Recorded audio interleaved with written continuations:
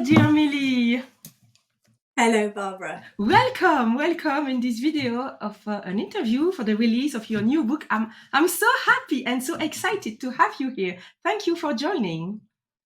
Thank you for having me. I'm very excited to be here too.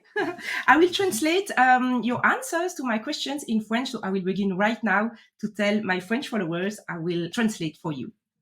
Donc bonjour les amis, bienvenue dans cette vidéo. Aujourd'hui, nous recevons Millie Marotta pour la sortie de son nouveau livre. Le titre en anglais, c'est Précieuse Planète. Précieuse Planète en français, il sortira aux éditions Marabout le 30 octobre. The English edition is released the 10th of October and the USA edition will be released the 12th of November. Is that right? Correct. That is correct, yes. Perfect. Donc l'édition française sort le 30 octobre, l'édition américaine et anglaise sortent à différentes dates, ça je n'ai pas besoin de vous traduire. Donc je vais poser les questions en anglais à Millie Marotta. Pendant ce temps-là, on va colorier un petit peu ensemble et je vous traduirai bien entendu toutes ces réponses. So I'll ask the questions to Millie in English and I will need some time to translate it for my French speaking followers. And today we are going to make some coloring in the new book. I'm so excited. So we did choose a page together.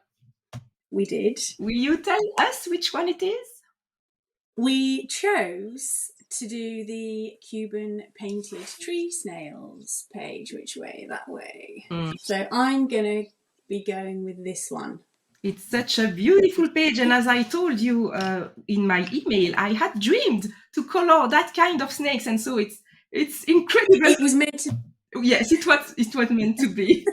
J'ai rêvé de colorier ces escargots. Vous vous rappelez, au live précédent, je vous avais dit trouvez-moi des escargots, des grands escargots, je voudrais colorier des escargots. Et justement, Millie en a mis 4 dans son livre. Donc aujourd'hui, on va colorier ça ensemble pendant qu'on pose les questions et répond aux questions de l'interview. Donc moi, je vais utiliser les carandaches Luminance. And what pencils are you going to use, Millie? Today, I'm going to use Prismacolor Premier pencils. I usually colour with either these or my Faber-Castell Polychromos, which are actually my absolute favourites. But I've got a whole load of colours picked out of those for a different colouring thing that I'm working on at the moment. So I dipped into my Prismacolors today. Okay, that's a good reason to change for one day the favorite pencils you are using. I'm going to translate this because it's already interesting. It was a question of one follower. So my previous live stream, I made a live stream about how to make gradients. And I told my followers I would have you in interview. And so they added questions of theirs to my questions. And that was one of the questions. Are you coloring your page? And which are your favorite coloring pencils? So I'm just going to answer to the second part of the question in French. Sure. Donc, Millie Marotta va colorier avec des Prismacolor aujourd'hui. Habituellement, elle colorie avec des Polychromos, des Faber-Castell Polychromos qui sont ses favoris. Mais comme elle les utilise sur un autre projet en ce moment, eh bien, ils sont occupés. Donc, elle va prendre les Prismacolor aujourd'hui et moi, les carandaches. Donc, voilà, je vais passer sur le plan coloriage pendant que je pose les questions à Millie, les vôtres, celles que vous m'avez données et celles que moi, j'ai notées. So I'm going to move on the desk. Here is my webcam. Hello, webcam. I'm going to move on the desk view, and you'll keep face to the camera during the interview. It works, yes. Perfect. So my first question, Millie, and you've already partly answered to it by telling you prefer the Polychromos, is are you coloring your own pages? I do from time to time, but making the books is such a full-time job and keeps me so busy. Mm-hmm.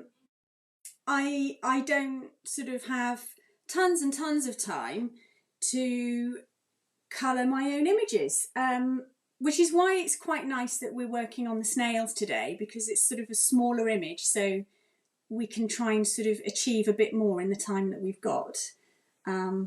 But yeah, I obviously enjoy colouring and like to try different pencils out in my books and try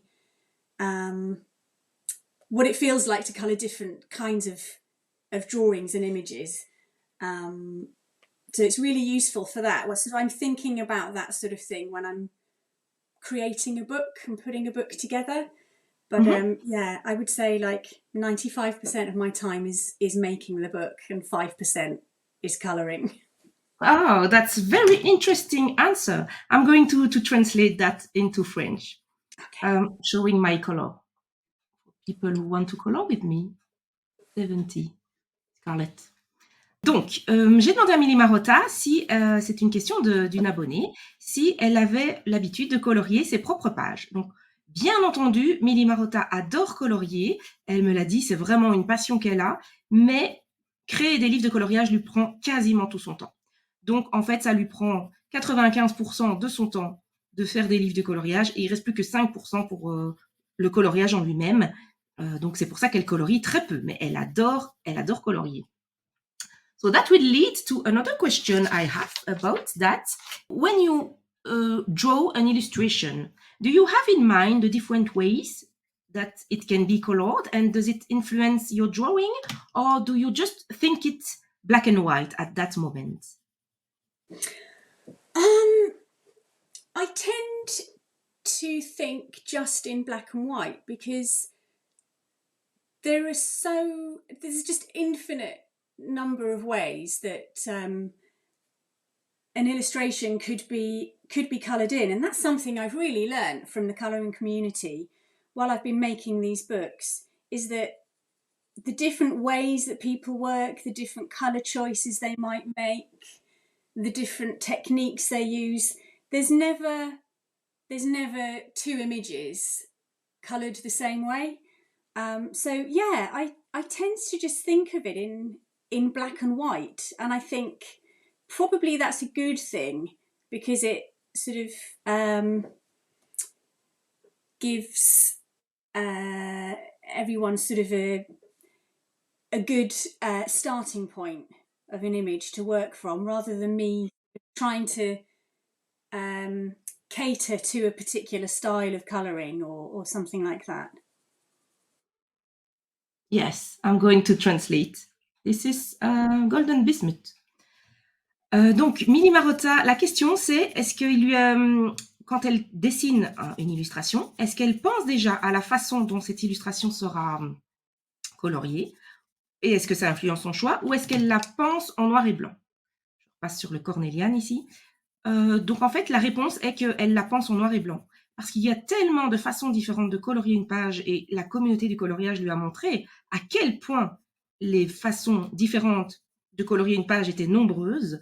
Il y a tellement de façons de colorier une page qu'elle préfère la penser en noir et blanc parce que c'est impossible pour elle d'imaginer comment la page pourrait être coloriée. Au fil des ans, elle a vu de plus en plus à quel point il y avait des milliers d'interprétations possibles pour une même page. Si on prend 1000 coloriages de la même page, il n'y aura pas deux les mêmes. Et donc, c'est pour ça qu'elle pense plus ces coloriages en noir et blanc au moment où elle les dessine. Alors là, je vais chercher un petit peu de dark indigo. Taking a little bit of dark indigo. Thank you so much for this answer, Millie. So now I have a question about this book. So, Précieuse Planète. It's very a gorgeous book. I really wanted to tell you, I flipped through the page and I think it's my fav of yours because there are so many pages. I just wanted to color immediately. Excellent. It's a gorgeous book. Congratulations. I really, really love it. So how did you get the idea of this book, Précieuse Planète? Well, it's kind of a book that I've wanted to make for a while. The theme is something that's very close to my heart. I sort of I feel very strongly about it, and I've realised as I've made these books, something that fans really enjoy is learning about the animals that I include in the books. Fans quite like to learn about the species that they're colouring. And that's why I include a list of all the animals in the back of the books, so people can go and do their own research and learn about them, as well as colour them. And I just thought, what better way to celebrate these amazing animals that are sort of becoming more and more threatened and endangered. And what better way for people to learn about them than through a colouring book? So I hope the book does, as well, it's a colouring book first and foremost, but I also want it to be a book that people can learn about the natural world from and learn a little bit about just a few of the endangered species that need help and protection. Yes, that's wonderful. I will translate this answer into French. Donc, Millie Marotta a créé ce livre. Ça faisait longtemps que cette idée de livre lui trottait dans la tête. Et elle l'a créé. Donc, ma question, c'était comment lui est venue l'idée sur Précieuse Planète. Ça faisait longtemps qu'elle avait envie de faire ce livre. Et elle s'est dit que quelle meilleure façon de célébrer la beauté de la nature et les espèces qui, malheureusement, sont en danger que de faire un livre de coloriage dessus. Donc, elle a créé ce livre. Et en faisant ce livre, ça lui a appris plein de choses sur les animaux, en faisant ses recherches, justement, sur les animaux qui sont dans le livre. Ça lui a appris des choses au niveau de leurs menaces, des menaces qui pèsent sur eux, etc. Et donc, elle émet le souhait, peut-être le rêve, que ce livre soit au-delà d'un livre de coloriage, que ce soit un livre qui vous pousse à chercher vous-même, à en savoir un petit peu plus sur les animaux qui sont dedans. Et en fait, je dois dire, je l'ai d'ailleurs dit dans ma vidéo de présentation que j'ai déjà tournée, qui est en cours de montage, effectivement, pour moi, ça a marché. Parce que dès que j'ai tourné les pages, j'ai regardé les noms des espèces qui sont à la fin du livre. Et immédiatement, j'ai eu envie de savoir un petit peu plus. Il y a certaines espèces dont j'avais jamais entendu parler ou dont j'avais entendu le nom, mais que je ne connaissais pas plus que ça. Et donc, je suis allée taper sur Google le nom de ces espèces. J'ai été lire des choses dessus. Donc, le but de Millie a déjà été rempli alors que je ne savais pas encore que c'était son but parce que ça m'a vraiment donné envie d'en savoir un petit peu plus sur tous ces animaux. So, Millie, I can tell you that your vow is already partly accorded because when I've received the book, I've read the name of the species of the drawings because, of course, I didn't know all of them. And immediately I wanted to go to Google and see what are those species, in which continent they live, what is the danger for them. And I found it very, very interesting. So I can tell you for sure that your wish is something that comes true because I'm one of the first person to hold it in my hands. Thank you so much for the advance copy. And immediately I've wanted to know more about those species. So thank you. It's very important to help people being aware of the nature, the beauty of the nature and the fact that it's in danger. And so for that, this kind of book is very well done. Thank you. Excellent. Mission accomplished. Mission accomplished, yes. How did you choose the species you have in the book? Because there are so many species in the world. So how did you choose the one for this book? It's quite difficult. It's quite difficult to narrow it down when there are so many. Partly I just sort of go by animals which appeal to me and I think lend themselves really well for creating a beautiful colouring page. Sometimes it's their story or something that I've read about them that might make me want to include them. I tried to keep sort of a nice balance of different types of creatures, so birds and amphibians and mammals, just so it sort of isn't sticking to one sort of group of animals. And also trying not to repeat. There are some creatures that are repeats from previous books, but always trying to keep enough variety that I'm not sort of repeating too much. But I start with a lot of research, and from that research end up with a really, really long list, which I have to narrow down, and it all takes quite a long time.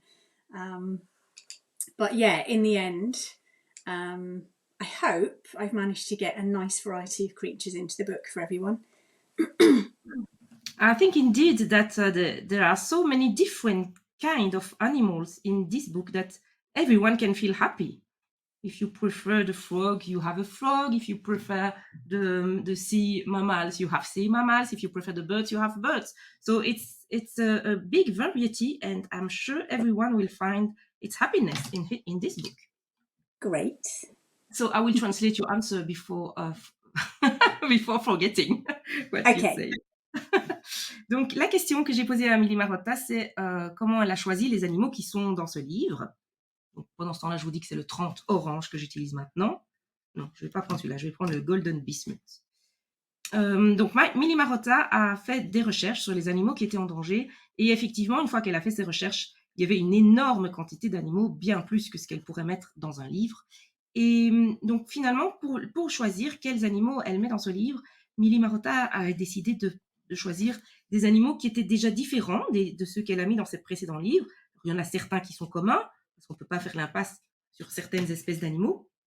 Mais il y en a d'autres qui sont nouveaux. Et elle a essayé d'avoir une variété entre les animaux, les batraciens, les oiseaux, les mammifères marins.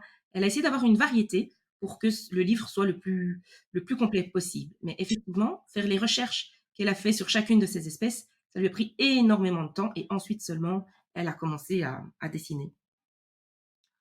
So, what's your process when creating a book like this one? So you spoke about lots of research you had made. So how long does it take compared to the drawing part? Do you draw first, then research, or could you explain us the process? Okay, so usually I do all my research. That can take, probably a good month, I would say. I'm really thorough, and I end up, the thing is, I really enjoy doing the research as well. So I sort of end up going down rabbit holes and sort of learning about the creatures instead of researching for drawings. So yeah, I start with the research and then gradually sort of build a list of potential animals that could be included in the book. And then I whittle it down to the right number. And then at that stage, I'll put together like a little plan of the book, so I know going to be included on each page. So they're nicely sort of, the book is nice and balanced. And then I create little thumbnail drawings of each page, so I have an actual visual plan. Yeah, tiny little quick sketches of each page, which lets me get a really good feel for the book at that point. And that also gives me a really good plan to follow, because it all has to be timed quite carefully. Yeah, and from there, I just work my way through the book page by page. Okay, I will answer this part if you okay, yeah. and then we'll speak about the drawing part. Yeah. Ici, la réponse est assez longue à la question. Donc, la question, c'est quel est le procédé de création du livre? 70, Scarlett, 70. Quel est le processus de création du livre depuis le moment où elle décide du thème, elle fait ses recherches, dont elle nous a parlé, qui prennent quand même longtemps, et le moment du dessin? Donc, ici, je vais traduire la réponse en deux parties parce que c'est un peu long, donc il faut que je retienne ce qu'elle dit. Ici, pour ce genre de livre, elle fait d'abord les recherches, toutes les recherches. Ça prend énormément de temps et en même temps, c'est tellement passionnant qu'elle a un peu tendance en anglais, on dit tomber dans le trou du lapin. C'est un peu l'histoire d'Alice au Pays des Merveilles. Elle est au Pays des Merveilles. Elle est tellement passionnée par ses recherches que parfois elle oublie que c'est pour faire son livre de coloriage. Mais au bout d'un moment, elle fait toute une liste d'animaux qui seront susceptibles d'entrer dans le livre. Et puis, comme je vous ai dit sur la réponse précédente qu'elle nous a donnée, elle essaye de trouver un équilibre au niveau des différentes créatures qui sont dans le livre pour que le livre soit équilibré et varié. Orange. Et à partir de ce moment-là, elle a un plan du livre en petit et elle dessine une petite miniature de chaque page, une sorte d'esquisse en fait de chaque animal. Ça lui permet d'avoir une vision globale du livre. Ça lui permet aussi, au moment de commencer à dessiner, de savoir exactement où elle en est. Ça permet de voir comment est le livre et quelle page il faut mettre plutôt à quel endroit. Et à partir de ce moment-là, une fois que le plan est établi, avec toutes des petites miniatures, elle commence à dessiner. Donc, on arrive à la deuxième partie de la question. Maintenant, Millie va nous expliquer le processus au moment où elle commence réellement à dessiner les pages. Thank you so much for your patience, Millie. That's okay. Finished translating, and so can you tell us now the process when you have finished your research and you begin and your thumbnails and the plan of the book and you begin to draw your pages? Could you explain us how you do that? Sure. So once I've got all those thumbnails ready, I basically just work through the book page by page. I will draw, first of all, quite a detailed sketch at full size in pencil, which lets me have a look at how all the different textures and patterns might work. I can still sort of swap things around a bit and do a bit of experimenting at that stage. And then when I'm happy with the sort of pencil sketch, I'll then create an ink drawing of the sketch, which will be the final artwork that you see in the book. Okay. I will translate that, but it raises other questions. Sure. So I will have to remind my question after translating. Donc, le processus de Millie pour... donc, je ne vais pas colorier pendant que je traduis parce que sinon, c'est trop de choses pour mon cerveau. I will stop coloring when I'm translating. Otherwise, it's too much for my brain. Le processus, donc, au niveau du dessin, donc, Millie commence par faire des différents dessins pour réfléchir à différentes textures sur le livre. Et ensuite, une fois qu'elle a son dessin qui lui plaît, elle le met à l'encre. So, if I've understood well, you first draw with pencils and then you ink it? Yeah, so I have my pencil sketch, and then so that I can draw that exactly, I place the pencil sketch on a light box, and then I essentially trace my own sketch in black ink so that I can get it really, really clean and crisp and accurate. And then, yeah, that's sort of more or less it, really. From that point, the black line drawing is just scanned. Little bits might be tidied up where I've had a wobble or something, or dropped my pen. Yeah, that's it. Okay, that's wonderful. It's really completely handmade. It is completely handmade. The only on pages that are like a repeat pattern, like an all-over repeat pattern, those pages I'll draw all the individual elements separately and then scan them in and then create a repeat pattern in Photoshop. Okay, so you draw one and then you replicate the pattern. Is that it? When it's repeated? I draw all the individual elements that you see on the page, and I sort of arrange them all as a repeat tile in Photoshop, and then that can just be sort of applied to the whole page, so you end up with an all-over pattern. Ok. Donc, 671 Chrysocolla Blue. Donc, je vais aller chercher mon taille-crayon parce qu'il est sur mon autre table. I'm going to grab my sharpener. 1 minute. Sure. Voilà, donc pour créer ces dessins, et ça c'est la réponse à une question, je pense que c'est Marivonne qui demandait comment Millie Marotta créait ses dessins. Est-ce qu'elle utilisait un ordinateur ou uniquement tout à la main? En fait, c'est vraiment tout complètement à la main. Donc pour créer ses dessins, elle dessine au crayon sur du papier. Et ensuite, elle prend une tablette lumineuse, elle met son dessin dessus. Par-dessus le dessin, elle met la feuille finale et elle passe à l'encre en décalquant son propre dessin. Donc, tout est fait complètement à la main. La seule chose qui n'est pas faite complètement à la main, c'est quand Millie fait une page avec des motifs qui se répètent plusieurs fois sur la page. À ce moment-là, elle en dessine elle dessine tous les motifs uniques. Et puis, c'est sur un ordinateur, dans Photoshop, si je me rappelle bien, qu'elle duplique ces motifs pour qu'il y en ait plusieurs sur la page. Let me see what question I'm going to ask you. I have tons of questions. I won't be able to ask you them all. Probably we'll need a second interview at a time. No worries. Here is a question about your very unique way of drawing animals, because you place lots of intricate patterns inside the animals, either like here, lines and square, either sometimes you add some flowers inside the animals. I don't have one here, just when I'm looking for here, like this, for example. This is very unique to you. And I have two questions about that. First, what gave you the idea to do this? And second, do you do this at the first steps or at the end when your general shape is finished? So the idea really just nature and the natural world is what I'm really interested in, and it's what I'm always observing, and so it just sort of comes naturally to me to want to create those kinds of details and those sort of shapes. There's so much pattern and texture and shape and interesting surfaces going on in nature.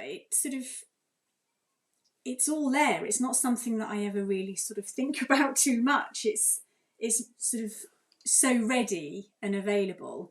It's natural for you to add those very patterns. natural. You don't have to think about it. Not really. It's it just comes. It's what I'm interested in. It's where my mind sort of always goes to if I'm just sort of doodling, or when you're absent-mindedly doodling, if you're on a telephone call or something like that. It's always leaves or florals or feathers or something nature-based.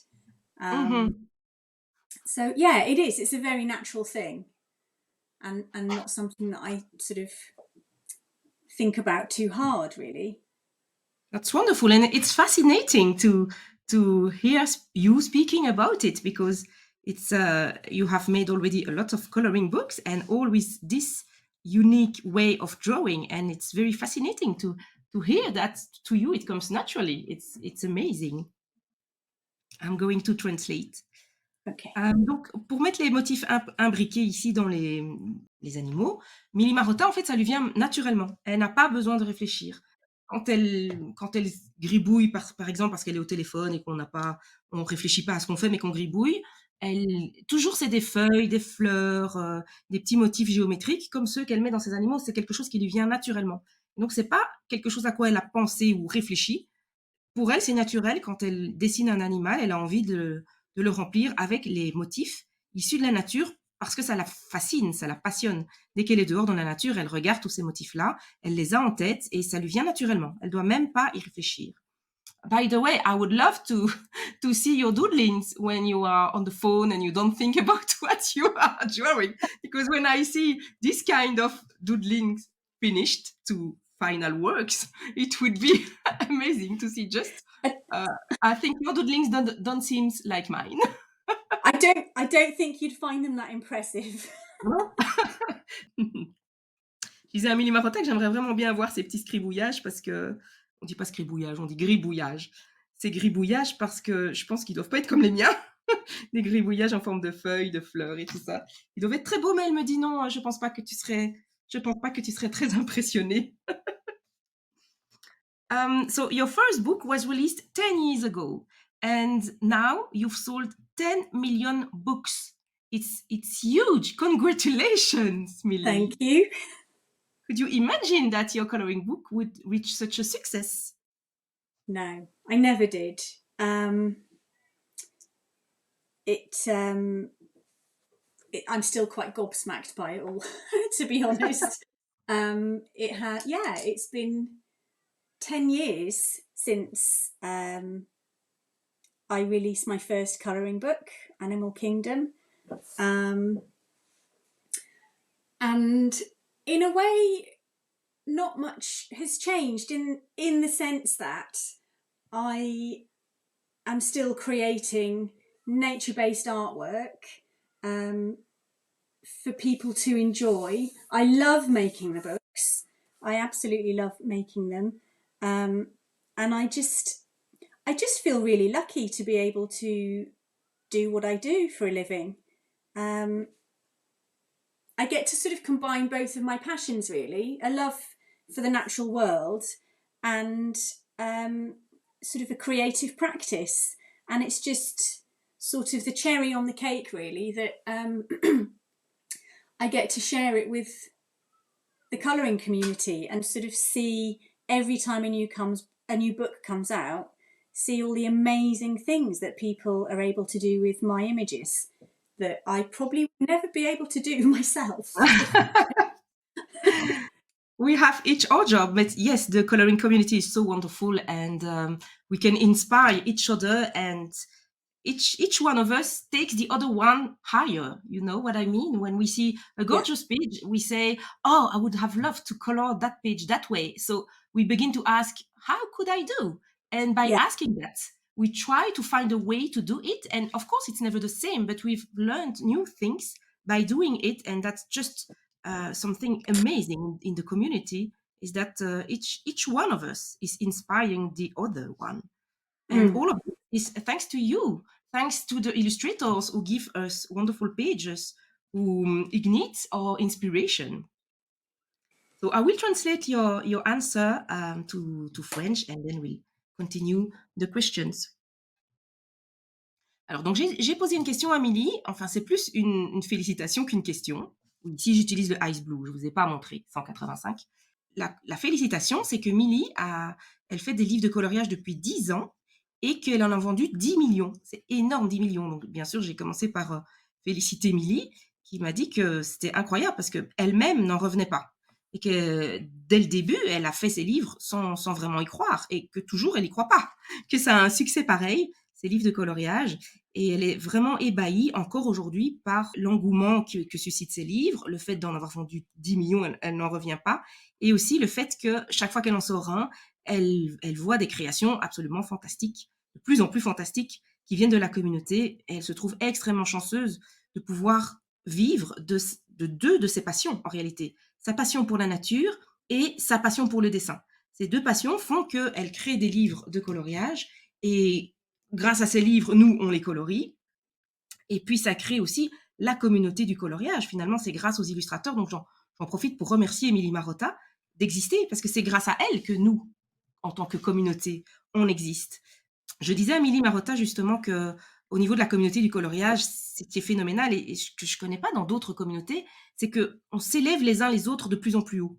Parce qu'on voit un coloriage fait par une copine ou un copain coloriste, on se dit « Waouh, c'est trop beau, comment est-ce qu'il ou elle a fait ça?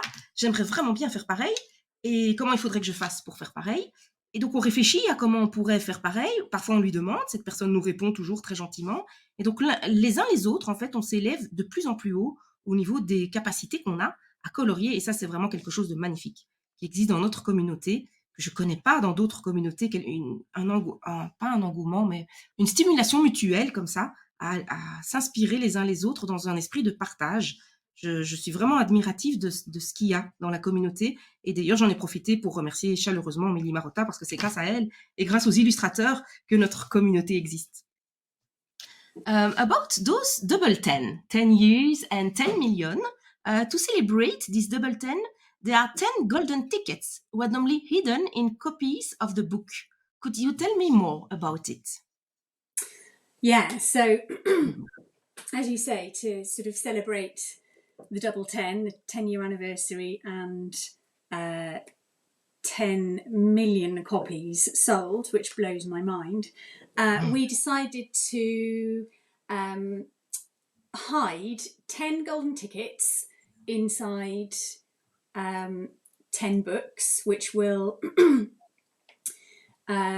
give people the opportunity, if you happen to end up with one of these golden tickets, to win a prize which consists of all sorts of fabulous colouring things.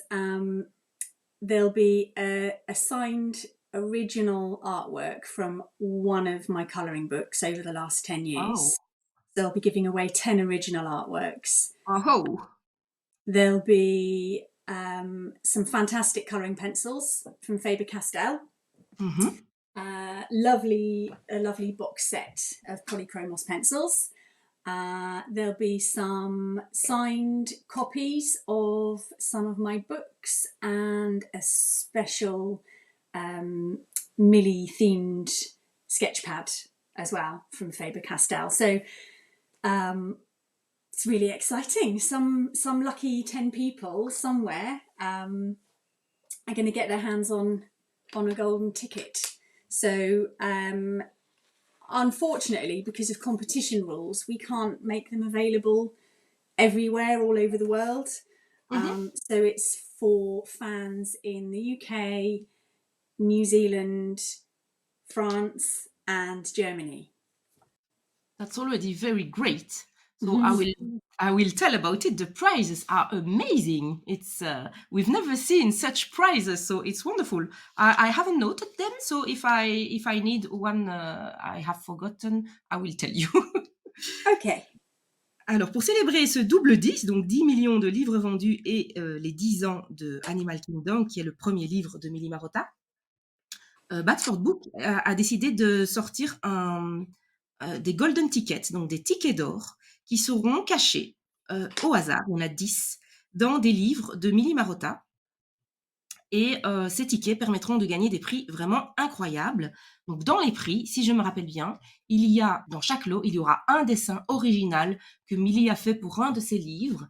Donc elle va en donner 10, les dessins originaux, des œuvres originales qu'elle a dessinées elle-même dans ses livres. Il y aura plusieurs exemplaires de ces livres dédicacés. Il y aura un lot de crayons Faber-Castell de très haute qualité. Il y aura aussi un cahier, sketchpad, c'est un cahier à croquis, qu'on dit en français, qui est illustré de dessins de Millie. So when you say a Millie themed sketchpad, it's will it be the cover or will there be some drawings inside the pages? Both. Both. Oh. Perfect. Is the quick answer? Yes, very quick answer, the quickest of the day, I think.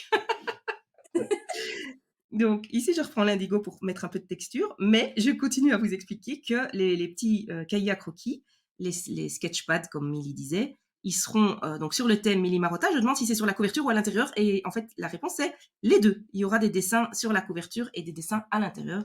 Ça promet d'être absolument fantastique.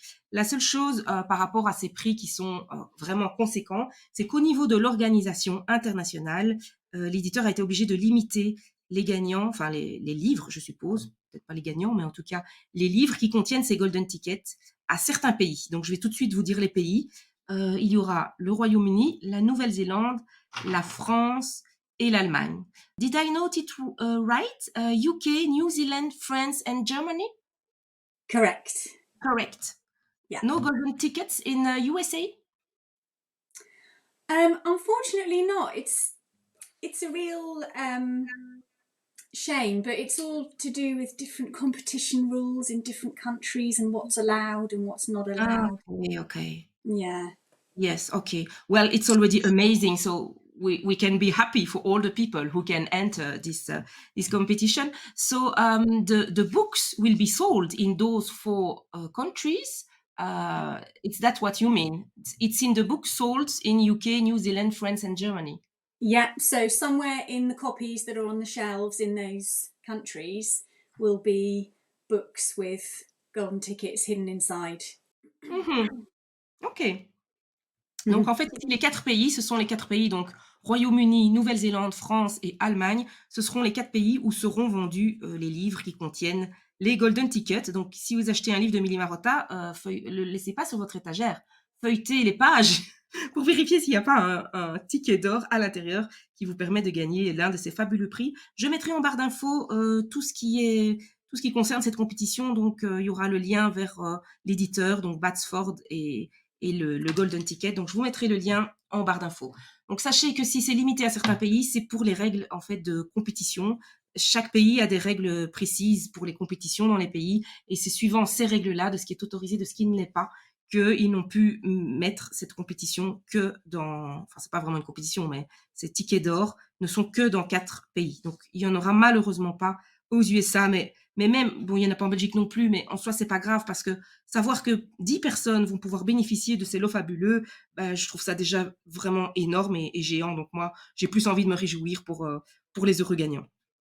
So for my part, I'm in Belgium, so there won't be golden tickets in Belgium, but I prefer keeping in mind to be happy for all those 10 people who will receive this amazing gift. So it's okay. It's not in all the countries. It's already amazing that you can make such an incredible prize for the release of your new book. And I've also got a colouring competition running at the moment, which is worldwide. So there's a chance there for everybody anywhere to enter that. Yes, absolutely. Yeah, to win a signed copy of the book and some other prizes. So hopefully that makes a little bit for them. That's wonderful. So everyone can enter. It's the right moment to speak about the competition. So we have a competition on this page. Alors, on a une compétition aussi, mais qui, elle, est ouverte à tous les pays. C'est une compétition sur cette page, la page des axolotes. How do you tell it in English? An axolotl. Axolotl. Almost like in French. In French, we say axolotl.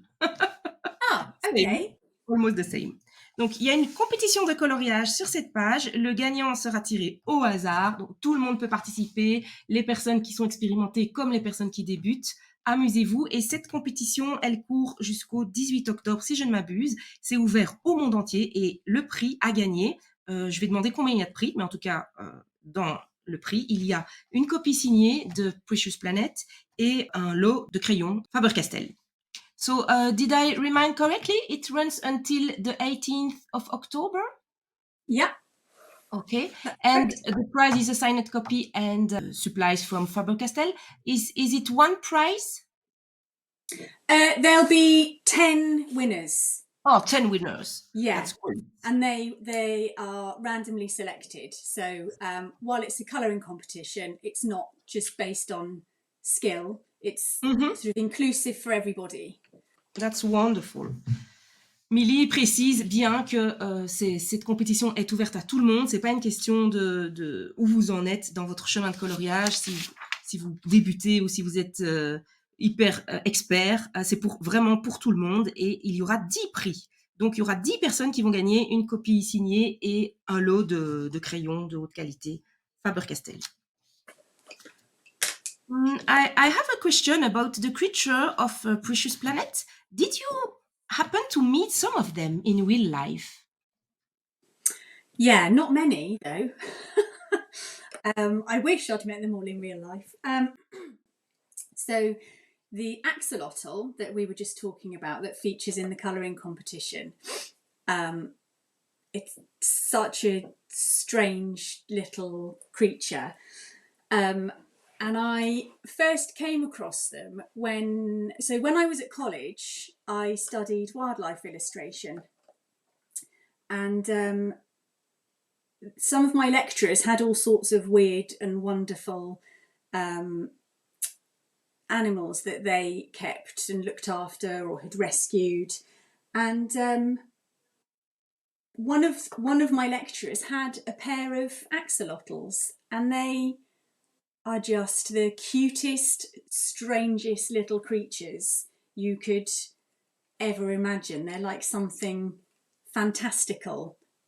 They're just with these frilly sort of gills around their head and really smiley little faces. They're like little characters. They're gorgeous. Wonderful. Does it have a special color, or what is the color actually of axolotl? They vary. I think the ones that I used to know in the flesh, one was black and one was pink. But I think they're one of those creatures that people do like to keep in captivity, and I think depending whether they're wild or sort of captive bred, their colours vary. yeah, black, pink, I think, sort of browns. But I mean, in the colouring world, they can exist however you want them. Yes, absolutely. La question, c'est que j'ai demandé à Millie Marotta si elle avait déjà rencontré l'une des créatures qui peuplent son livre, Précieuse Planète. Et oui, elle a déjà rencontré un axolote, malheureusement pas sauvage, mais il était gardé par une personne de sa connaissance. Et elle trouvait que c'était tellement une mignonne petite créature avec des sortes d'antennes qui sont sur sa tête, son petit visage. Ça fait vraiment comme si c'était un personnage. Elle a trouvé que c'était la plus mignonne et la plus étrange créature qu'elle avait jamais vue. Et donc, ce n'est pas étonnant finalement que ça figure tout au début de son livre de coloriage et que ce soit la créature qui fasse l'objet de la compétition de coloriage. Donc, j'ai demandé à Millie de quelle couleur étaient les axolotes parce que moi, j'en ai jamais vu personnellement. Elle dit qu'il y en a des roses, des jaunes, des bruns, mais que la couleur varie suivant les axolotes à l'état sauvage peuvent vraiment avoir différentes couleurs. Et elle termine en mentionnant que dans un livre de coloriage, ton axolote, eh bien, il peut avoir exactement la couleur que tu as envie. J'ai bien aimé cette petite touche d'humour. Do you sometimes travel to see the wild creatures that you love to draw? Yeah, I used to travel quite a lot. When I got my dog, I stopped traveling quite so much. Um, I tend to sort of just do trips in the UK with her in the camper van now. But yeah, I love to travel, and when I do go away somewhere, it's always somewhere where I'm going to have amazing opportunities to see native wildlife and sort of do a bit of exploring. That's sort of it's why I go traveling really. If I go away, it's so that I can go and see some of the world out there and see some of the creatures and landscapes that we don't have here at home. Ok. Millie Marotta adorait voyager par le passé. Enfin, elle adore toujours, mais maintenant qu'elle a son chien, c'est beaucoup moins possible. Elle préfère prendre la caravane et partir au Royaume-Uni. Mais elle a énormément voyagé, oui, et elle a vu beaucoup de créatures en voyageant. C'était vraiment une passion qu'elle avait et que maintenant, voilà, qu'elle préfère consacrer ses temps de repos à son chien pour emmener son chien dans différents endroits du Royaume-Uni. Mais auparavant, oui, c'était quelque chose qu'elle faisait énormément. And which creature did you meet while traveling like that? Um, gosh, from this book, Not necessarily this book. Any of your drawings. oh, some of the massive butterflies. I remember being in.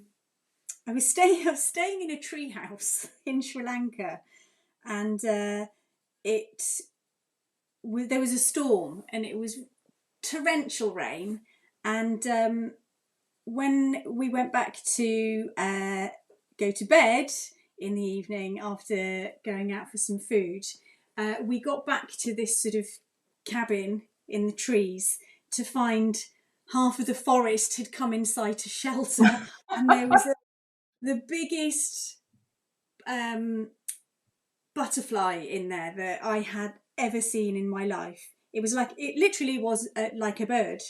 Oh, It was amazing. incredible. Was it a night butterfly, so? It probably was a moth because it was the evening, but Mhm. it was so colourful and so Oh. bright. I mean, at the time, I didn't really know what it was. Mhm. um, Possibly a butterfly, possibly a moth. I couldn't Mhm. say for definite.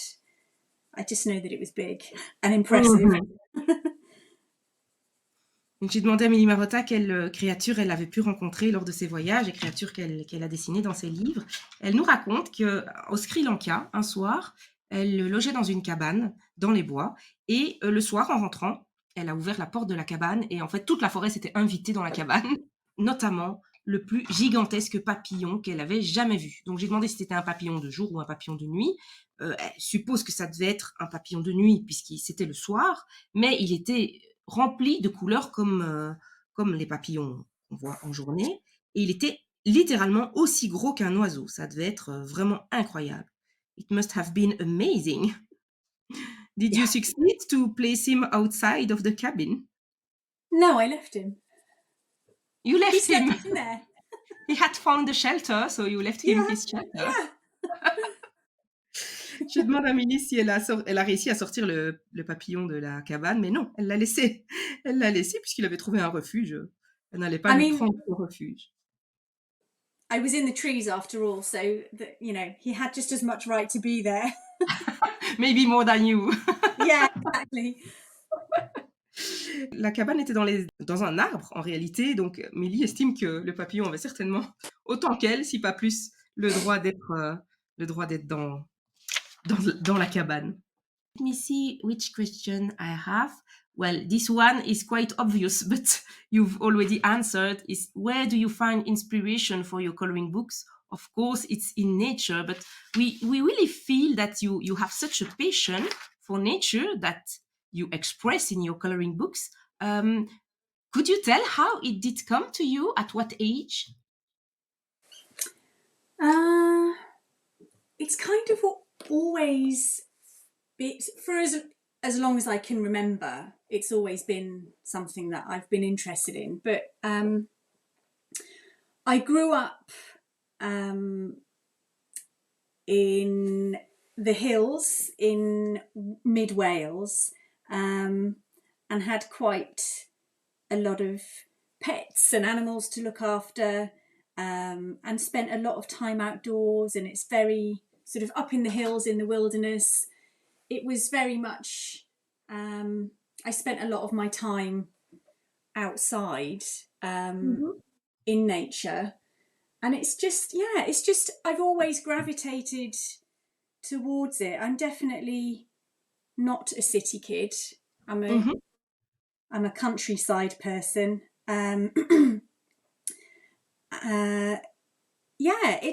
It's just sort of an inherent thing. It doesn't, other topics just don't really appeal to me in the same way.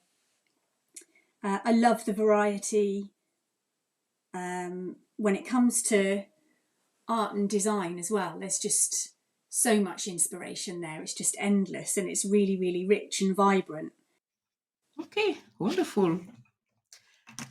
Donc Millie, la question que j'ai posée à Millie, c'est une question de Linda, je pense, si je me rappelle bien. La question, c'était comment t'es venue cette passion pour la nature? On sent que c'est une vraie passion. Comment ça t'est venu? Donc ici, j'utilise le Ice Blue. Millie dit qu'en fait, elle a toujours été comme ça.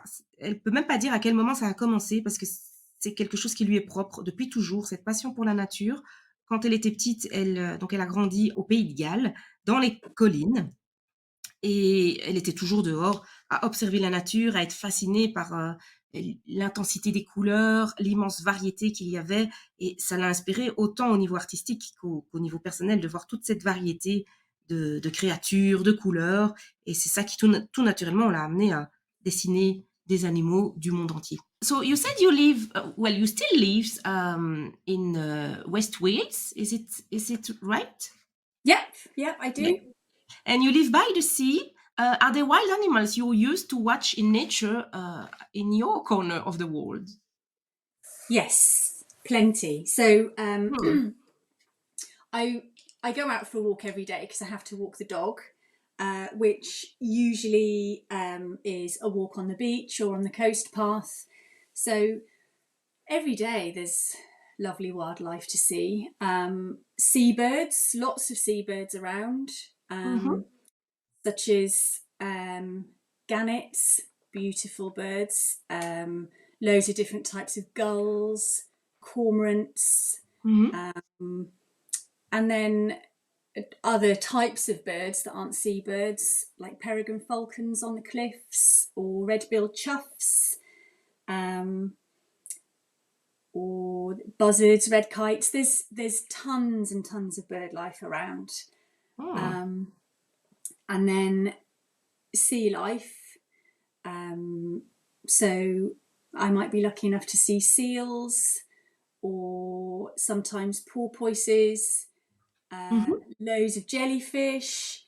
It's different. There's something every day. A couple of times we've even stumbled across an octopus on the beach, just hanging out. Yeah, and we even, not that this is normal, one year, a couple of years ago, a walrus came to visit Oh my Timber. God, really? Is bananas. Yeah, it was way off course, way away from home.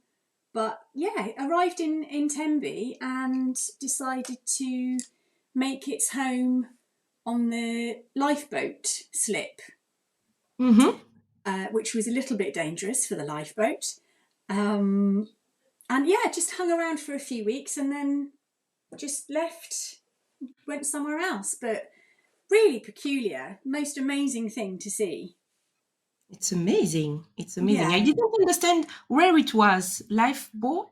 Life? So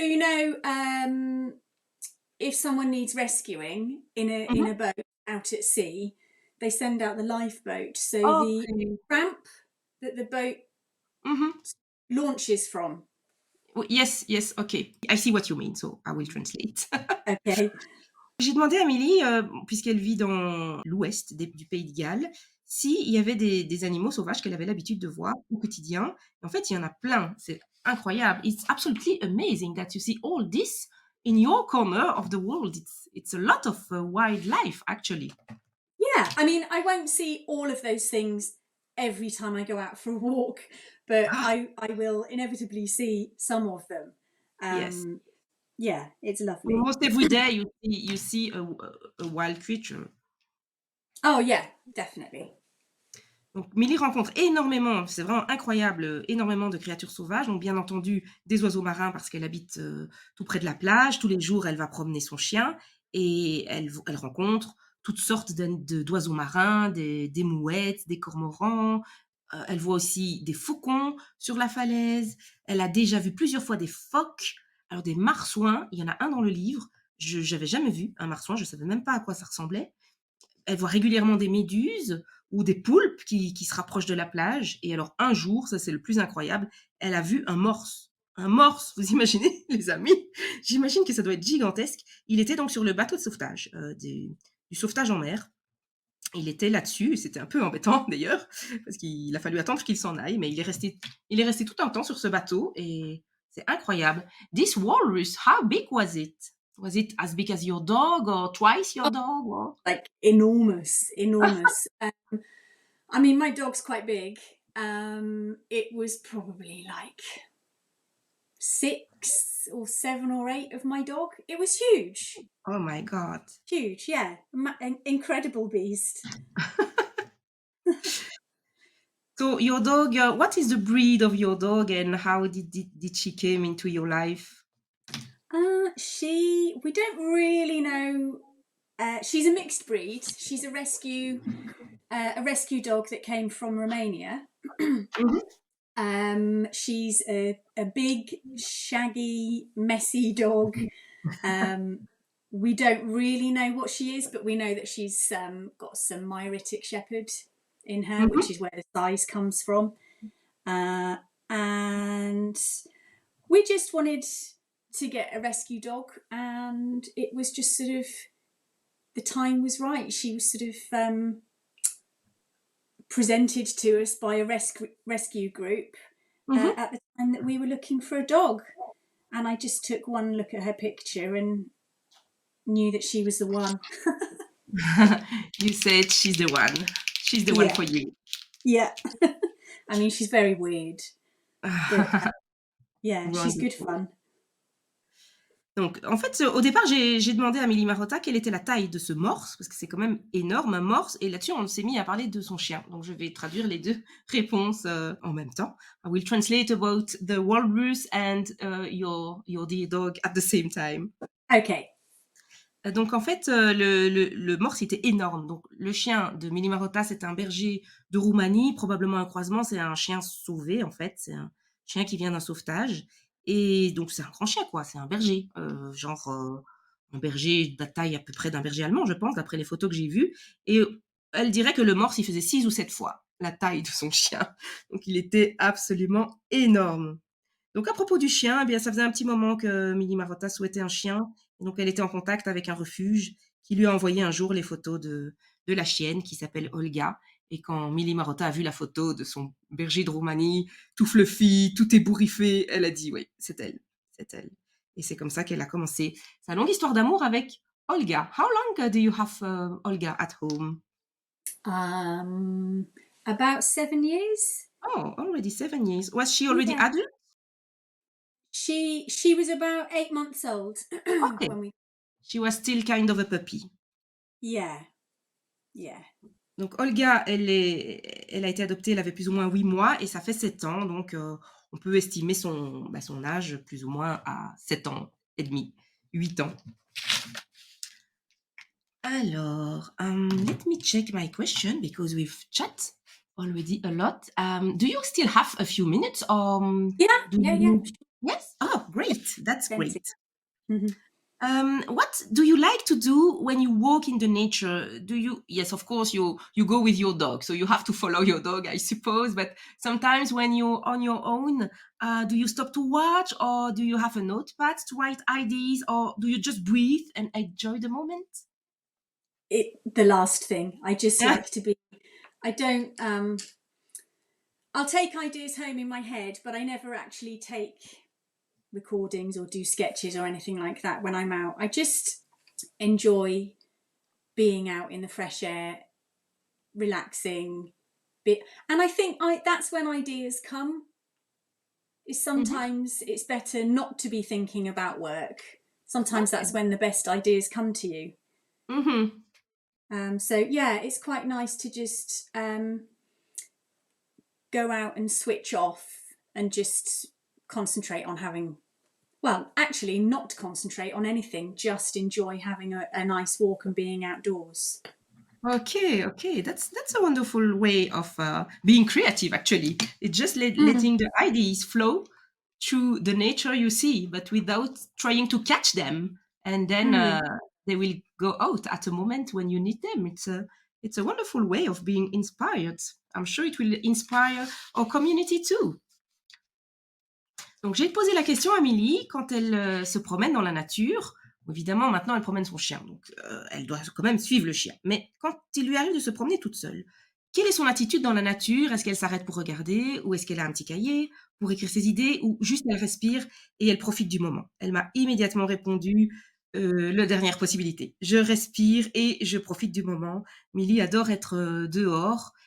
Des idées lui viennent quand elle se promène dans la nature, mais elle estime que c'est pas le moment de les noter. Elle préfère profiter du moment. Et elle s'est rendue compte que c'est quand on n'est pas en train de travailler ou de se concentrer sur quelque chose que les meilleures idées viennent. Donc, elle est totalement dans le lâcher-prise, en fait. Elle est dehors, elle profite du moment, elle laisse les images et l'air frais entrer dans sa tête. Elle est 100% dans l'instant présent. You are 100% in the present moment, actually, when you're walking in the nature. Yeah, very much so. That's wonderful. Could you describe a typical work day of yours when it's a day when you have to work on your coloring book? How do you organize your day? Well, my commute is very short because I work from home. I normally mornings before I do anything else, sort of I get all the admin stuff out of the way. So if there's emails I've got to do or phone calls or things like that, or if I have any written work that I need to do, I do that first because it feels like, say, getting the jobs out of the way first, and then I can save the nicer bit of my work, the drawing, for the rest of the day. I like to sort of save the best till last. So yeah, usually mornings, I might be in front of the computer for a couple of hours doing stuff, and then after that I just get to sit down at my drawing desk. It depends, I suppose, what stage of the book I'm at. It could be that I'm spending a whole day doing research, but my favourite days are the ones where I'm actually sketching the pages out or drawing the final artwork, and I just can get lost in my own world while I'm drawing and not really have to think. You forget everything else. Yeah. Just sort of switch off from everything else. J'ai demandé à Millie quel était son programme habituel d'une journée de travail. En général, le matin, elle commence par les affaires administratives, répondre aux emails ou des choses administratives à faire. Comme ça, c'est fait. Ça peut sortir de sa tête. Et ensuite, elle s'installe à sa table de travail, donc soit pour dessiner, soit pour faire des recherches, comme elle nous l'a expliqué sur son processus de création de livres. Et vraiment dessiner, c'est ce qu'elle préfère. Et ce qu'elle préfère par-dessus tout, c'est le moment où elle peut passer à l'encre son dessin terminé. Ça, c'est... Le monde cesse d'exister. Il n'y a plus que ça qui existe. On ressent très bien cette passion dans ses livres, en coloriant ces magnifiques dessins, de tout le bonheur qu'elle a mis à les créer. C'est absolument fantastique. We really feel when we are coloring your page a balance and a harmony in the way you are placing the different patterns on the page that shows how happy you were when you were drawing them. We can feel it through the page, I think. That's lovely. That's really lovely to hear. It is sort of like, I think in the same way that colouring is quite therapeutic or meditative, I get the same things out of drawing. Mm-hmm. So it is, for me, it is generally really calming. Mm-hmm. Millie nous dit que le dessin, c'est comme le coloriage pour nous, certainement. C'est que c'est complètement méditatif. Elle est complètement immergée et plongée dedans. C'est un petit peu la même chose qui arrive avec nous, avec le coloriage. How much time do you need to create a whole coloring book? From the first research, from the idea of which book you are going to do till the end product that you send to be printed? In total, from the very, very beginning, it's usually about 8 months. Oh, it's quite quick because there are so many drawings to do. 8 months. Yeah, I mean, I end up doing quite long days, and I often work weekends to make sure that I meet the deadline. But yeah, I mean, most of the time it doesn't really feel like work, so I don't mind.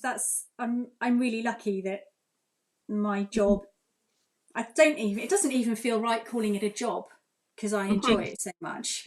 But yeah, it's a love. It's what I would be doing with my time anyway if I didn't need to work, I suppose. Sort of my hobby. Yes. Yeah. I understand very well. It's wonderful that we can enjoy the fact that your passion has become your main job. Donc la question que j'ai posée à Millie, c'était combien de temps il lui faut pour faire un livre de coloriage depuis les premières recherches qu'elle fait dès qu'elle a le thème de son livre jusqu'à l'envoi du livre à l'imprimeur. Elle me répond 8 mois. Waouh, 8 mois, je suis impressionnée. C'est quand même vraiment court pour créer autant de pages. Je crois qu'il y a 80 pages dans chacun des livres, donc c'est quand même énorme. Mais faire ça en seulement 8 mois, c'est assez incroyable. Mais Millie me répond que, en fait, comme c'est sa passion, elle n'a pas vraiment l'impression de travailler. Donc, elle le ferait de toute façon. Si son métier n'était pas de créer des livres de coloriage, c'est quand même ce qu'elle ferait. Être à sa table, faire des recherches et dessiner des créatures sauvages. Donc, finalement, pour elle, c'est pas du travail, c'est pas difficile. Et en résultat, elle peut passer de très, très longues heures à dessiner puisque c'est vraiment sa passion de faire ça au quotidien.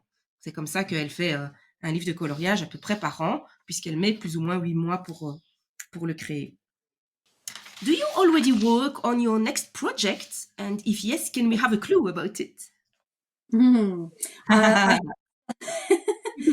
have started work on my next project, but I can't say very much about it just yet. It's other than it's sort of what you would expect from me, but maybe with a little bit of a twist. Okay. Thank you for this little clue. It's nice from you. Being very cryptic. You have to, I know it.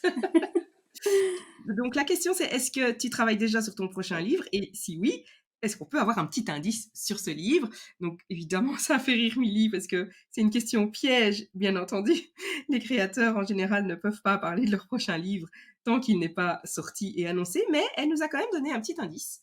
Donc elle m'a dit que oui, elle travaille déjà dessus, que c'est un livre dans lequel il y aura des choses auxquelles on s'attend, mais d'une façon dont on s'attend peut-être un petit peu moins. Voilà un petit indice sur son prochain livre, mais oui, Millie est déjà en train de travailler dessus. So I have a question from a follower who asked, do you think that someday you are going to color pets, domestic animals like horses, cats, dogs, or do you prefer to focus on wildlife? I naturally prefer to focus on wildlife, but never say never. You never know. I think there's just so much variety in wildlife. It's such a rich subject for, a colouring book. It just sort of lends itself really well to that. Well, and you draw wildlife like no one else, so we don't want you to stop. Oh, thank you. J'ai demandé à Milou la question donc d'une abonnée qui était est-ce que tu vas continuer à colorier à dessiner uniquement la vie sauvage ou est-ce que tu as l'intention de dessiner des animaux domestiques comme des chiens, des chats, des chevaux? Millie Marotta dit qu'elle préfère dessiner la vie sauvage, mais bien entendu qu'il faut jamais dire jamais. Ça pourrait arriver qu'un jour elle dessine des animaux domestiques, mais pour le moment elle préfère dessiner la vie sauvage parce qu'il y a une telle variété qu'elle n'en a pas encore fait le tour. Donc elle prend énormément de plaisir à explorer toute la variété de la vie sauvage qui existe. Donc voilà, elle a terminé en disant jamais dire jamais. Donc on ne sait jamais. Voilà la réponse à la question. It's a question here, a very interesting question from a follower, which is which relationship do you have with your followers? Did you meet some of them in real life or chat with some of them? Well, we don't speak about this interview, but in other time. Yeah, I have been in touch over email quite a bit with different followers and fans. And when we used to do a lot of sort of book events and things like that, or colouring workshops, fans would come along, and that's a lovely thing to just sort of chit chat with people who enjoy the books and find out what they like about the books, what they enjoy about the drawings, and just have a conversation. Really, it's really nice to find out about them as much as it is for them to find out about me. I'm sort of as interested in in the fans and sort of looking at what they're doing with my books as they are in using the books themselves. Ok. Donc, j'ai demandé à Millie une question donc d'une abonnée qui était est-ce que tu as des contacts avec quelle relation tu as avec tes abonnés? Est-ce que avec tes fans, est-ce que tu en as rencontré quelques-uns dans la vraie vie? Ou est-ce que tu as parlé avec certains? Donc, elle explique que oui, par email. Parfois, elle a des contacts avec certains abonnés ou parfois, elle fait des présentations de livres. Elle va à des événements où on présente ses livres ou elle fait des ateliers de coloriage. D'ailleurs, je vais lui demander un petit peu plus à ce sujet, ça m'intéresse énormément. Et donc, dans ces cas-là, oui, elle rencontre et elle a l'occasion de parler avec des personnes qui apprécient ses livres. Elle trouve ça vraiment très intéressant et elle est tout autant intéressée d'en apprendre un peu plus sur les personnes qui colorient ses livres que nous sommes intéressés d'en apprendre un petit peu plus sur elle. Donc, c'est vraiment quelque chose qui l'intéresse énormément. You are speaking about coloring workshops. I'm making some coloring workshops in Belgium and lots of people come there to just chat with the community and color and share. It's absolutely wonderful. So did you happen to make a few of them? I heard you speaking about coloring workshops. I don't tend to do, I like doing things in person. Doing things online, I feel while it's great, it's a fantastic resource for the community. I just feel more comfortable doing things sort of in person, in the flesh. I don't know if that's because I'm old-fashioned or because sort of technology moves on so quickly all the time. Sometimes it can be a bit intimidating, and it feels easier and more natural, I think, to just sort of chat in person. And so did it happen that you make a coloring workshop with people joining you and having a coloring with you? Yeah, I haven't done any recently, but I've done quite a few sort of at book festivals or sort of as part of a book launch, where we've just sort of put the invitation out there and anybody can come along and sit down and just have a colour. It's basically like having a colouring session, sharing tips rather than me sort of, I like to learn. I think there's more that I can learn from the colouring community than vice versa. So when people ask me for colouring tips, for example, I'm sort of thinking it should be the other way around. I should be asking you for colouring tips because I'm the expert at creating the drawings, but you're all the experts at the colouring. So yeah, rather than sort of a workshop where I'm teaching anything, it's more just a colouring get together where we can all share ideas and have a chat, really. Ah yes, yes. That sounds wonderful.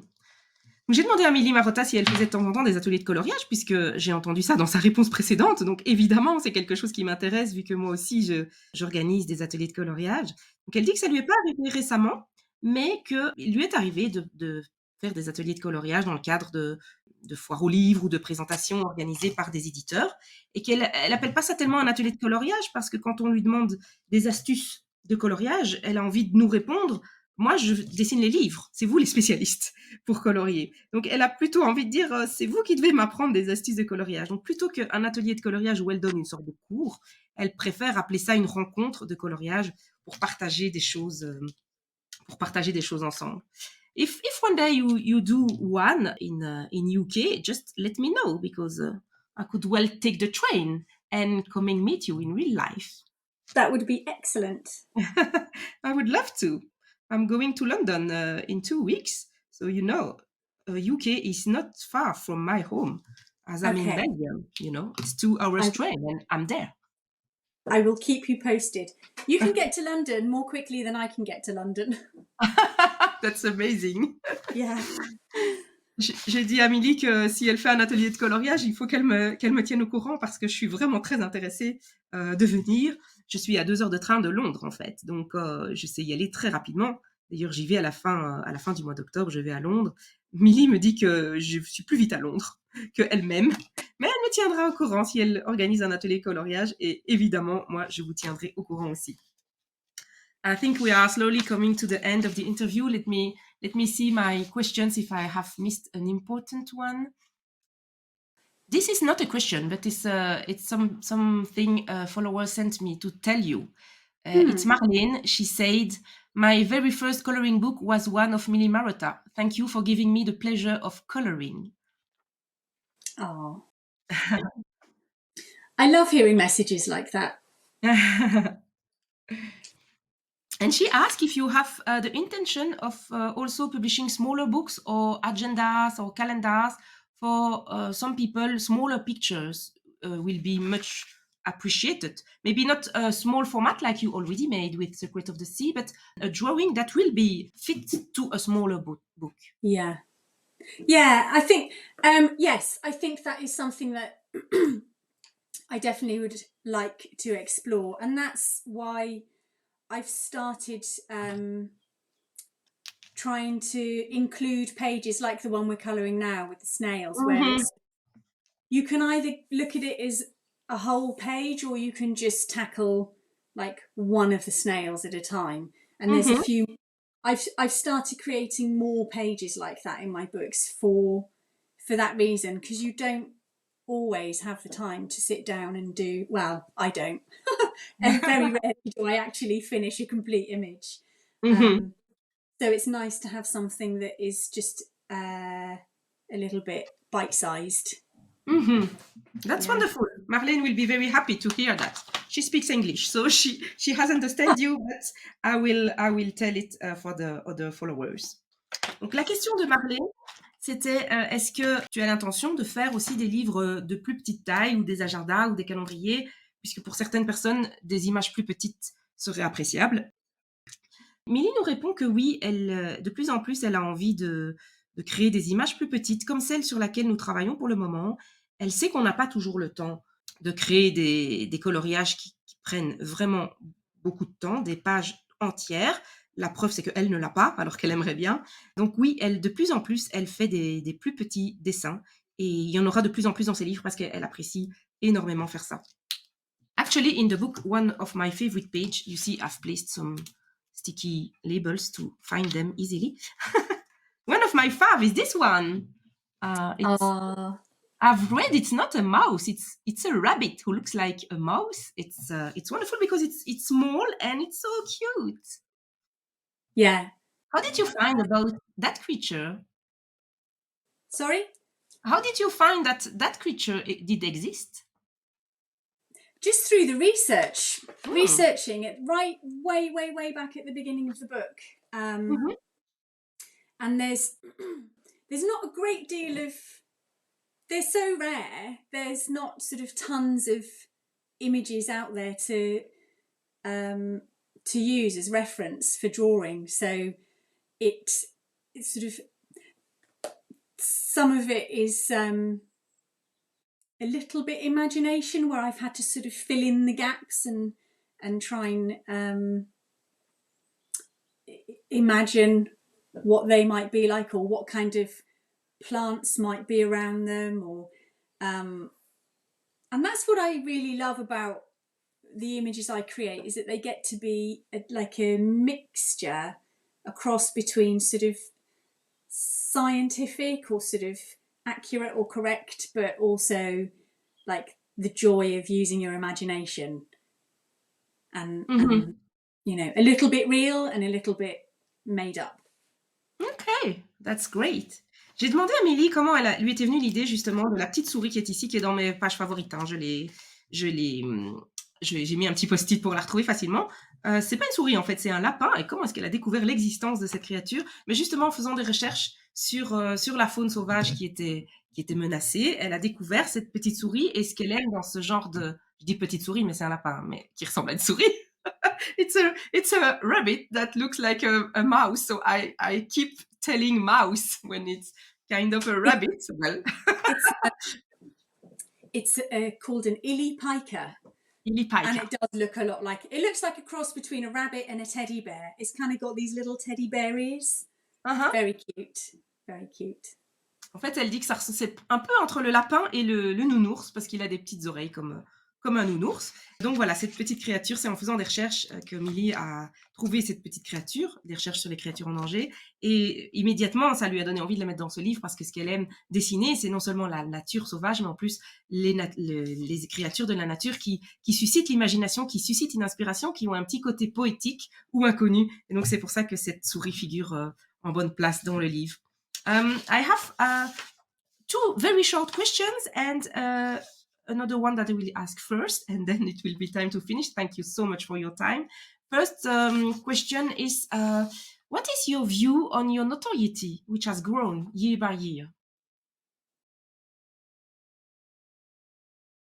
To be honest, it's not something that I think about very much. And I still get surprised if I'm walking down the road and I see one of my books in the bookshop window, or something like that. It's really strange. I'm a really sort of private person, and it's something I don't really think about. I think if I did think about it all the time, I'd find it really weird. But it's the colouring community is such a warm community and such a friendly bunch of people. It's always really lovely interactions with that community. And I think that's the thing that I think about most. And it's really heartwarming to have such a lovely bunch of people all using my books and sharing their ideas and communicating with me and sharing them online. And that's sort of where I go, oh, yeah, there's loads of people enjoying these books. 10 millions. Huh? 10 millions. Exactly. And that just blows my mind. That's just crazy. It's sort of too big really to think about or to sort of make it real in my mind. So I just think of it as the colouring community and being a lovely big bunch of people enjoying the books and seeing what they're creating from the books. Wonderful. I will translate this for my French follower who asked this question. Donc, la question qui a été posée par une abonnée francophone, c'était quelle est ta vue sur ta notoriété? On dit pas ta vue en français, maintenant je sais plus parler français, mais de quelle façon tu envisages ta notoriété qui a grandi année après année? Et donc, la réponse de Millie, c'est qu'en fait, elle s'en rend pas vraiment compte. Elle se rend pas vraiment compte qu'elle est connue, elle y pense jamais. C'est quelque chose qui existe, mais à quoi elle ne pense pas, parce que c'est une personne qui vit de façon très privée et pas de façon publique. Quand elle passe devant une librairie et qu'il y a son livre qui est en vente dedans, chaque fois ça l'étonne, parce que c'est pas quelque chose à quoi elle pense au quotidien. Et ce dont elle se rend surtout compte, c'est que ce qu'il y a, c'est pas uniquement des fans qui sont autour d'elle pour sa notoriété, mais plutôt une communauté du coloriage qui est toujours tellement adorable. Tous les échanges qu'elle a eus avec la communauté du coloriage ont toujours été, ça allait tout seul, c'était sympathique, c'était très amical. Donc elle a pas cette sensation d'être submergée par une quantité invraisemblable de fans. Quand même 10 millions de personnes qui ont acheté ses livres, donc elle n'en revient pas elle-même, mais plutôt d'avoir affaire à toute une communauté dont la sympathie et le partage lui font extrêmement plaisir, et tout ça qui existe autour de ses livres, ça lui fait extrêmement plaisir. Si jamais elle pensait plus à sa notoriété, elle me dit qu'elle trouvait ça vraiment bizarre. Mais en fait, en réalité, elle n'y pense pas. I would have two last questions, very short, Millie, to finish this interview. The first one is, which is your favorite wild animal? That would be the pangolin. Pangolin? Yeah. I don't know if you're familiar with the pangolin. Not at all. Oh, you have to go and research them now. I will. They're how do I describe them? They look like something from a fairy tale. They don't look real. It's a mammal, and I drew. There's pangolins in this book, Precious Planet. They are one of the repeat pattern pages. And I also had one, I think, like a larger version in Curious Creatures. But, oh my gosh, they are just the most adorable little creature covered in scales, kind of like keratin, like the stuff our fingernails are made of. Sort of, a lot of people think they're sort of similar to an armadillo. And they will curl themselves up into a tiny ball when they feel threatened. But they're just the most bizarre, fascinating creature. Yeah, I just think they're adorable. J'ai demandé à Millie Marotta quelle était sa créature sauvage, son animal sauvage préféré. Elle m'a répondu le pangolin. Elle m'a demandé si je m'y connaissais, si je connaissais les pangolins. Je sais ce que c'est un pangolin, mais vraiment je connais pas du tout cet animal. Donc Millie m'a dit, tu peux commencer à faire des recherches dessus, je n'y manquerai pas. Millie adore le pangolin parce que c'est un animal, on dirait qu'il sort tout droit d'un conte de fées, et il est tellement bizarre avec ses écailles qui sont faites de kératine, comme la matière dont sont faits nos ongles. Elle trouve que c'est une créature vraiment bizarre qui se met en boule quand il se sent menacé. Elle le trouve extrêmement poétique, et ça ça l'inspire énormément, ces animaux-là. Donc, c'est pour ça que son animal sauvage préféré, c'est le pangolin. And the very last question is, if you would be a wild animal, which one would you choose to be? I would be. I've thought about this a lot, actually. I would be some kind of seabird, I think. You can fly, you can walk on land, you can dive and swim. And just the freedom of being out in the wilderness, I think it would be like the best of all the worlds. Yes, being able to fly, it's a dream for everyone. Yeah. Donc, j'ai demandé à Millie Marotta si elle pouvait devenir un animal sauvage, lequel elle choisirait d'être. Elle m'a dit un oiseau marin, parce qu'on peut voler, on peut marcher sur le sable, on peut plonger, on a une liberté énorme et on voit tout un tas de paysages. Donc, c'est l'oiseau marin, l'animal que Millie choisirait d'être si elle était un animal sauvage. Thank you a million for this moment, this long moment you spent with me, Millie. May we see your coloring, please? You put me to shame now, Barbara, because you did loads. And I feel like I didn't get very much done. Oh, it's so cute. I love it. Yes, I see it very well. Very well. I didn't get quite as much as you. I can't believe I made a whole one. Maybe at a point I asked you if you still had time. Maybe was it because I wanted to finish it? It's beautiful. That's lovely. Here it is. It's that camera is not a good one, so that's why I show it more with this one. I've taken the inspiration picture in a documentary by David Attenborough, Life in Color. We have that documentary in French too, La vie en couleur. Je vous encourage à regarder le documentaire La vie en couleur de David Attenborough. C'est sur Netflix. C'est un magnifique documentaire qui notamment représente ces petits escargots du Costa Rica. Thank you so much, Millie. It was such a huge honor and a huge happiness to have you here coloring with me and chatting like if we knew each other since years. It's been a pleasure. Thank you very much for having me. I've enjoyed it. You. Merci les amis d'avoir suivi cette vidéo. Je vous retrouve très bientôt dans d'autres vidéos. Passez tous une bonne journée remplie de belles couleurs. I wish you all a beautiful day full of beautiful colors. Goodbye everyone. Goodbye Millie.